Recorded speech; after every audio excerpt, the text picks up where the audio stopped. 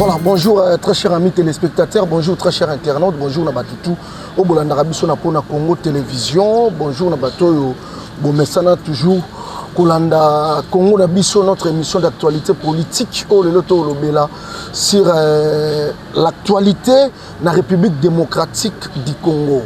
Guido Lolingo na réalisation, pe na caméra, il y a émission Nabiso Congo Nabiso, les lotos sur la par rapport à l'actualité politique dans la République démocratique du Congo, Tozana, membre effectif, il y a Codec. Donc, Tozana bande quoi Codec, neto sur la par rapport à actualité, conférence de presse, il y a chef de l'État, changement, il y a constitution, vie, ezali par-ci, par-là. Alors, les lots, tu as un collectif de combattants, donc collectif et des défenseurs de combattants, donc Codec en sigle, donc nous sommes bango pe bazan na voix, to pe bazan na vie à émettre par rapport à l'actualité n'enzo kende nambo canabiso République démocratique du Congo. Bonjour père. Bonjour messieurs les journalistes. Boni. Oui, ça va, Nangolo ensemble, ça va. Bon, l'autre ami à travers l'émission de Congo Nabiso, une émission d'actualité politique, tout le Belapé par rapport à l'actualité. Son Excellence, Félix Antoine Tshisekedi Tshilombo, chef de l'État, à Salaki, conférence de presse. Dans la conférence de presse, il a presque tout dit. Dans la conférence de presse, Avina Bino État, membre collectif des défenseurs des combattants et Zanini par rapport à la conférence de presse des chefs de l'État. Merci de nous avoir accordé la parole, messieurs les journalistes. La position, il y a un collectif des défenseurs des combattants, ils sont clairs. D'abord, te saluer d'abord chef de l'État parce qu'il avait fixé les opinions sur certains points où peut-être les Congolais vont battre du point de vue sécuritaire, économique. Il a essayé un peu de balayer tous ces points-là pour essayer un peu de faire comprendre les Congolais au Bazaki un peu ignorant pour certains points. Je pense que la conférence sur une réussite totale. Les chefs ont balayé tous les points pour essayer la zone d'ombre dans les Congolais. Voilà, c'était une réussite pour nous. Nous encourageons le chef de l'État pour mettre au parfum la situation de Mboka le lobby conférence est une réussite totale, mais au Pelelo et les épées congolais et belé entre autres qui est chef de l'État a annoncé déjà d'une manière indirecte qui a reçu la troisième mandat aux a interdit la constitution de la République démocratique du Congo. Non, ils appellent la réussite. Je pense qu'ils allaient procès d'intention où sali à l'endroit du chef de l'État. Mais c'est les journalistes. Parler de la constitution n'est pas un tabou. Vous comprenez? S'il y a des questions qui fâchent dans la fameuse constitution, on peut en parler. Parce qu'aucune œuvre humaine n'est parfaite. Mais aussi cette fameuse constitution. Vous êtes sans ignorer qu'il y a certains points qui fâchent dans cette constitution. Notamment sur le point, l'article 217. Ça fâche. L'article 51, l'article 4, pour ne citer que ceux-là. Alors, le chef de l'État a émis aussi son point de vue en tant que Congolais d'abord. Il a émis son point de vue. On peut aussi y pencher pour chercher un peu à Otala, point nini o ezali malamute na bolamu ya peuple congolais. Prenons l'exemple de l'article 217. Pour parler de cet article d'abord, le Congo peut signer des accords ou des traités en cas de conflit pour céder une partie à la souveraineté naïe. Est-ce que c'est normal? Or, en tant que des intellectuels, si nous voulons réfléchir sur cet article, tu comprendras que les alliés juste accord il y a l'Émirat.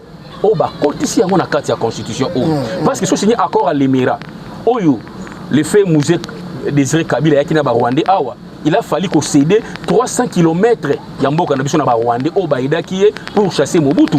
Et maintenant, bah zui accord wana l'Émirat, bah quand ici on juste la fameuse constitution.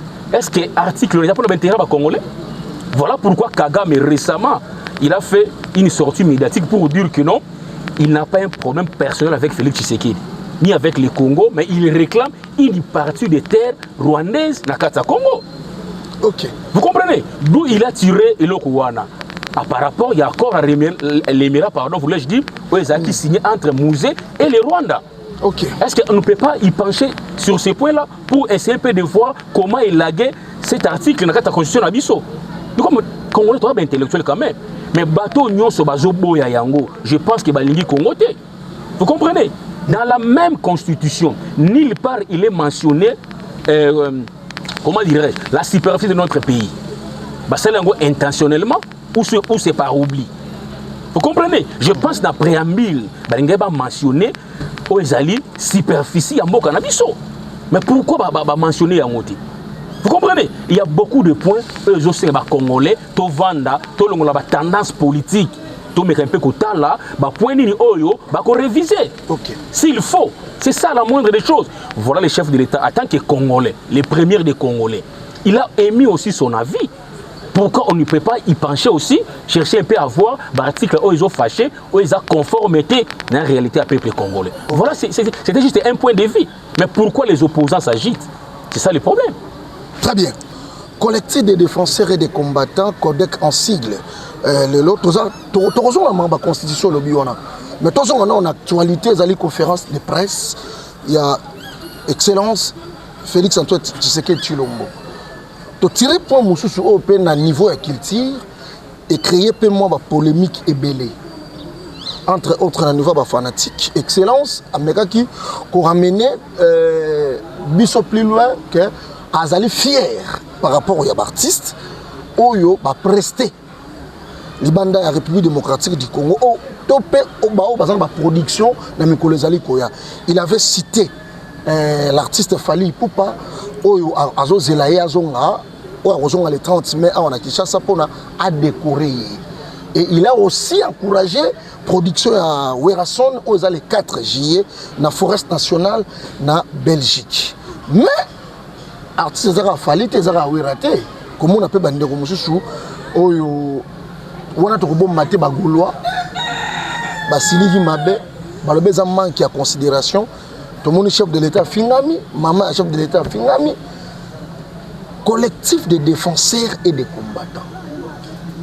Et qu'on peut ça venir par rapport à comportement wana, d'abord, nous regrettons par rapport à la réaction à Bande Konabiso Bagolois. Parce que la manière dont va se comporter, en tout cas, c'est. Moi, je pense que les chefs de l'État, ont lié les musiciens directement. Mais dans le cadre de la culture, il a quand même un point de vue en tant que chef de l'État. Je pense que la question lui a été posée par rapport à l'événement Oyo et où est Salama dans le stade de France, dans le Konabiso Fally Ipupa, qui du reste il est aussi congolais. Lorsque Fally a presté là-bas 2 jours, à sali honneur d'abord à notre pays. À contrepartie, le président en tant que le premier de tous, alors il faut pas décorer. Par rapport à concert, nous avons toute une récite. Mais moi, je ne vois pas pourquoi ça peut léser une catégorie à fanatique qui a fait rigola. D'autant plus que Ferré n'a pas joué dans le Stade de France. Alors, en vertu de quoi on décorer Ferré rigola? Moi, je pense qu'ils doivent réfléchir. Ils ont un peu la raison. Vous comprenez? Se comporter ma baie devant le chef de l'État. Oh, ils doivent du respect au chef de l'État. Mokondi Azan, ni camarade ya Ferré, ni camarade ya Fally, ni camarade Nabango. Il mérite respect quand même. Vous comprenez? Alors, nous ne sommes pas dans une jungle où quelqu'un peut se réveiller le matin à manquer de respect au chef de l'État. Aujourd'hui, la manière dont on va se comporter les lots, si les services, on va dire qu'au Kangabango, on a dictature. Très bien. C'est ça le problème. Ils doivent comprendre que non, Félix Tshisekedi n'est pas lié à la querelle, à la musique, Ferré, Fally Ipupa. En tant que chef de l'État, Fally a honoré le pays. À contrepartie, les pays aussi, il faut honorer par rapport à conseil à Salaki dans cette défense pendant 2 jours. Moi, je vois en quoi ça va léser les fanatiques à un certain musicien, notamment Ferré Goula. En quoi il faut léser Bango? Alors, éviter qu'on compte en Babylone, qu'on peut-être s'en sortir dans un côté.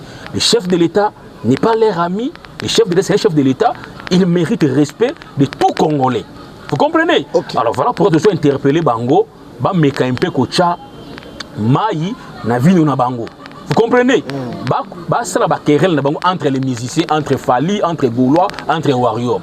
Le chef de l'État n'est pas leur ami. Voilà pourquoi j'interpelle leurs leaders, notamment Ferré Goula, Abenda Batunaï Matoyi.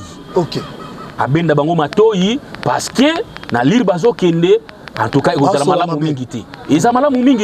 parce que lorsque les services vont s'élever pour mettre les mains et pas na bango, ils ont okay. Nous ne sommes pas dans une jungle. La démocratie, ils ont libertinage. Très bien. Vous comprenez?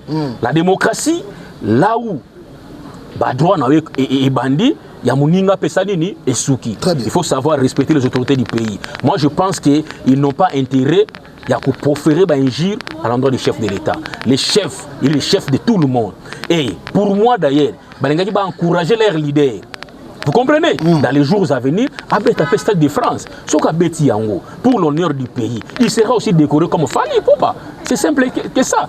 Il n'est pas seulement Fali. Je pense que le chef a encouragé Kofi Olomide qui a aussi un concert à Porto, il a encouragé aussi Ranson qui a un concert à Paris.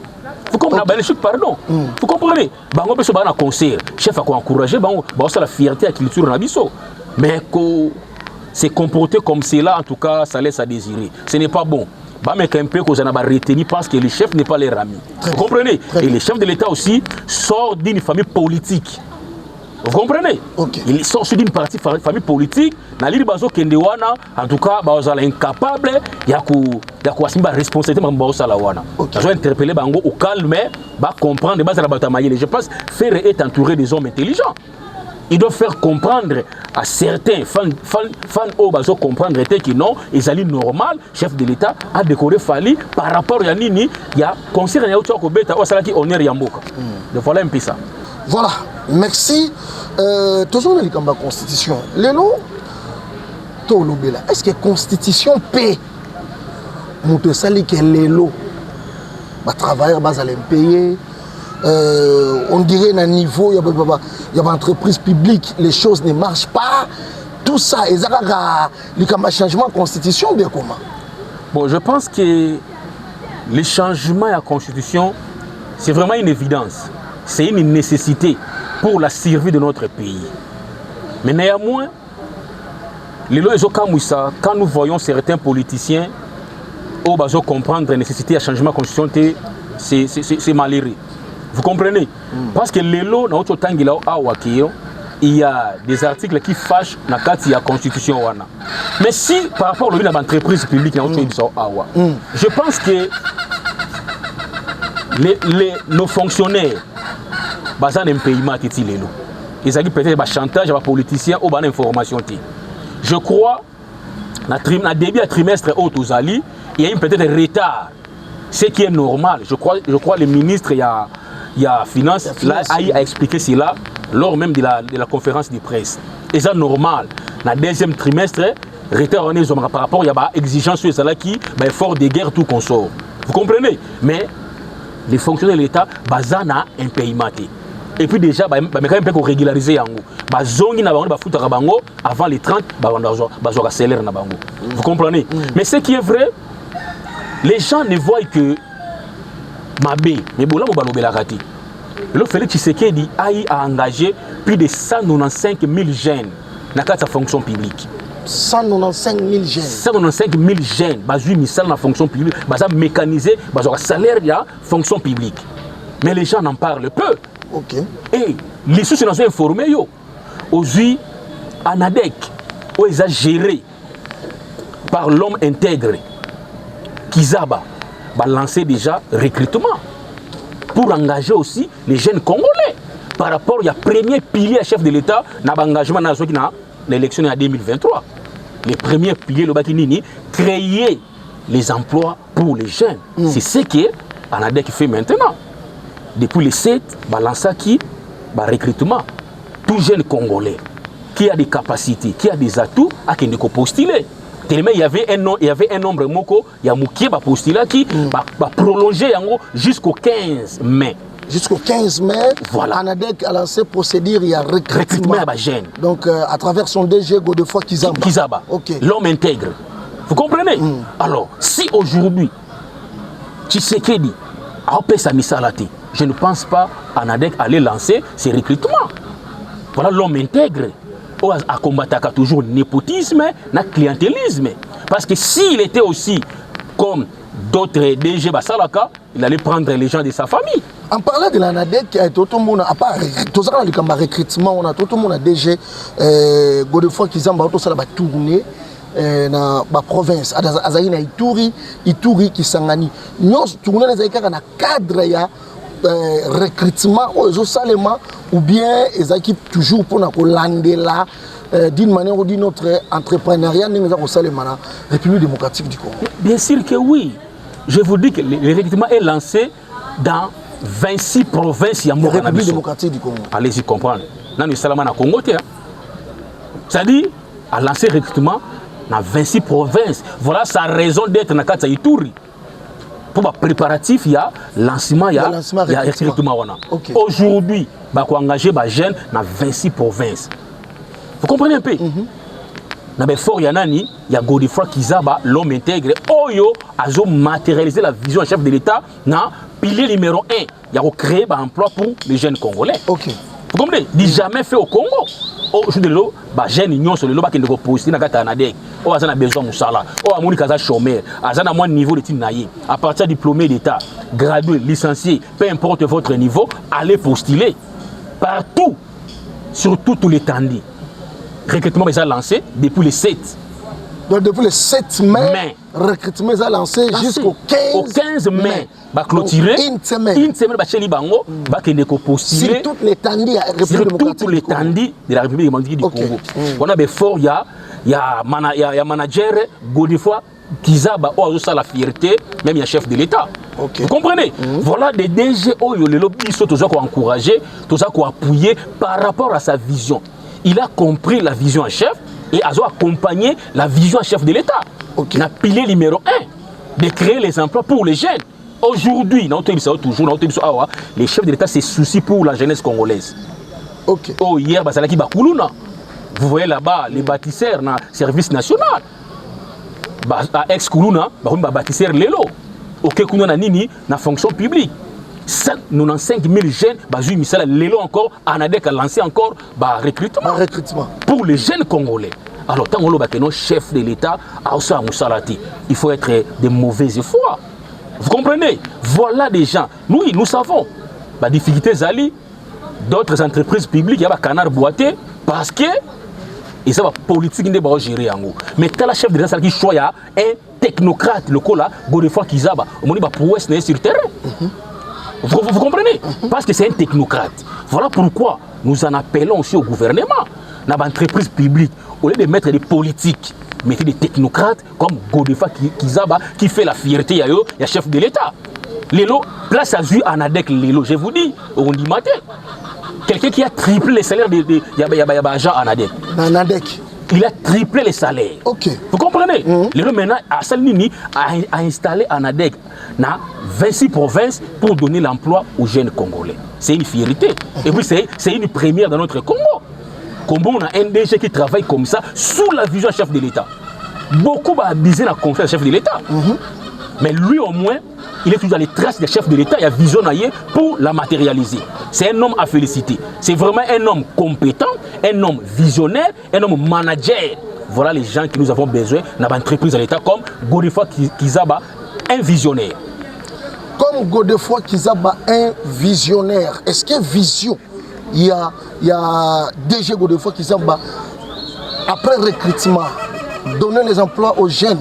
Vision qu'on s'est limité, on a oublié Anadek a un programme spécial où ils ont accompagné Vision, il y a chef de l'État, le premier pilier, donner les emplois aux Congolais. Donc c'est limité dans le recrutement, ou bien il y a encore des grandes réalisations. Tout ça, on s'attend de la part, il y a DG Godefroid Kizaba. Je pense, au début bien, Godefroid Kizaba, à Otambola, c'est la vision à chef de l'État. D'abord, l'ANADEC a été créé pourquoi? Pour chef de l'État qui a commis ça, Congolais millionnaire. Voilà pourquoi il avait créé ANADEC. C'est ANADEC Moussa Zanini pour soutenir l'entrepreneuriat congolais. Tu as un projet, tu es jeune, tu as un projet. Il y a qu'un ANADEC, on reçoit financement. Voilà ce que ANADEC est ça là. Vous comprenez? ANADEC est au pilier Oyo et Simbi entrepreneuriat des jeunes. Parce que le chef avait dit dans son discours, dans le premier mandat, il veut faire des Congolais des millionnaires. C'est à travers ANADEC. Voilà pourquoi il a pris un technocrate comme Godefroid Kizaba pour conduire destiné à jeunes congolais dans le entrepreneuriat. Tu as ton projet, il y a kanango, ba retraiter yango, ba ko analyser yango, ce que ça dit malamu, au financement na anadek le comme mini, au comme indépendant. Donc anadek le ezapé ko financier ba entrepreneur. Bien sûr que oui. D'ailleurs c'est ça d'ailleurs l'objectif il y a création anadek. Okay. Faire des Congolais des millionnaires comme chef d'État avait dit dans le premier mandat naïe. C'est à travers l'anadek parce que l'anadek ça dit agence où ils ont financé entrepreneuriat des jeunes congolais. Très bien. Donc tu as un projet, un projet et qu'on engage d'autres Congolais, amène ça à l'ANADEC, on va traiter votre dossier, ce qui dossier ça retenu, au financement au lieu qu'il y a une banque, au fait un pourcentage, mais viens à l'ANADEC avec les DG Kizaba, on a dessus, on a un projet au Tchango en place et puis le Bakamoyo comme millionnaire de Timaji. Très bien. Voilà la mission au chef de l'État, à celle qui choisit un choix judiciaire pour nous les technocrates Godefroid Kizaba. Pour nous conduire la destinée à l'agence Obéni Anadek. Voilà pour prouver ce terrain, réaliser sur le terrain et ça la fierté. C'est l'homme du moment du chef. Il mérite plus même d'autres ministres. Permettez-moi de dire ça. Voilà. Je vous dis, il mérite même d'être ministre, papa. Parce que Azolanda, vision en chef, point par point. Très bien. Très bien. Contrairement à d'autres DG. Oh, bon, c'est la Sony des politiques souvent. Voilà pourquoi moi je propose au chef de l'État. Mais c'est là qui choisit dans l'excellence Godefroid Kizaba comme il est technocrate. Lui n'est pas politique. Bah, entreprise à l'État, établissement public, bah, pèse un technocrate, bon, on a résultat. Les preuves sont là avec les technocrates, les managers Godefroid Kizaba. Oh, c'est la fierté à chef de l'État, Lélo. Vous comprenez? Très par rapport à sa gestion orthodoxe, une gestion sans tâche. Ok. Vous comprenez? Il faut là, c'est un homme encouragé. Voilà pourquoi Codec ils ont quoi soutenir. Parce que Bisso, derrière le bateau, il y a matériel, ils sont chef de l'État. Il n'est pas de l'IDPS. Très bien. Vous comprenez? Il n'a pas un parti politique, mais c'est un technocrate, un Congolais valeureux. Codec que tu sois de l'IDPS. Ou pas. So ça la moussala ma B, tu as dénoncer. Ok. Parce que au Sala, Sony est chef de l'État. Lorsque le chef de l'État a payé sur confiance, mais il faut à contrepartie. Au Sani. Résultat moro escompté. Il fait la fierté. À Kousi Anaïka bureau à Kinshasa. Mais Lelo a implanté en 26 provinces.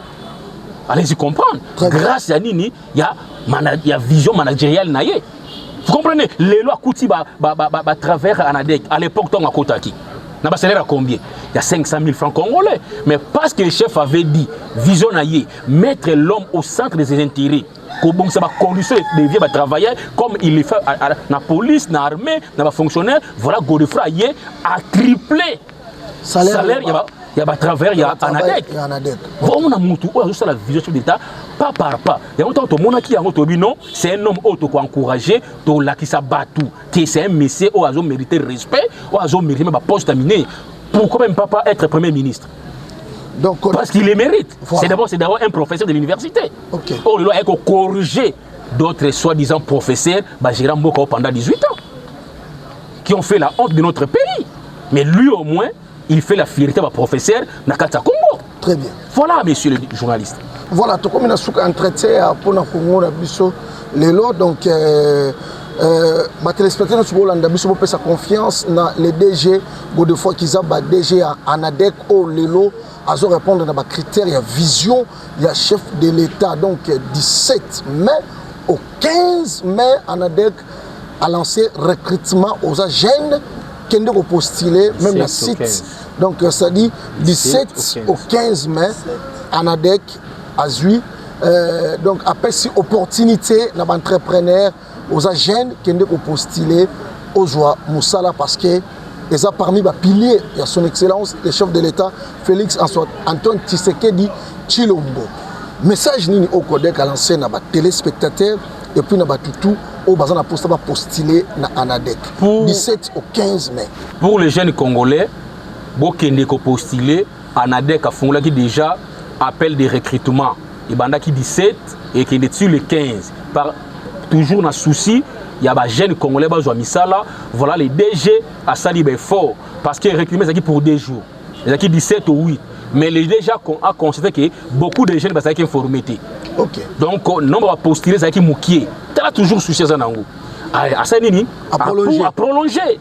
Vous comprenez? Parce que soit comme d'autres DG, réfirmer ça m'a toujours na bango, banana bango, bandeko na bango, et on doit connaître clientélisme, népotisme, mais lui au moins à rendre en public. Et puis à prolonger en haut pour permettre à tous les jeunes qui ont des compétences, des capacités à postuler à l'issue. Il y a un recrutement. Bah, on va retenir, bah, on va lancer un marché pour l'intérêt de leur famille. Voilà les DG que nous encourageons et nous soutenons et nous continuons toujours à soutenir jusqu'à la fin du mandat du chef de l'État en 2043. Merci, Molobelo, jusqu'à la fin du mandat du chef de l'État en 2043. 43, oui. Ah, oza un problème, c'est papa. Bon, ça va. Prochainement, de Rolobelango. Merci Nabadino Sobozagi branché scotché. Na pona Congo Télévision, Congo Nabiso. Aujourd'hui, on a parlé. Il y a Anadek, Otozo Pesa Pena Mokakosho, on a DG Godefroy Kizaba. Donc, on est là, Codec, tout ça, si on pour nous soutenir par rapport à l'action aux palpable, l'action aux monana. Donc, dit de l'Oling, on a réalisation, puis la caméra, et émission prochainement. Ciao.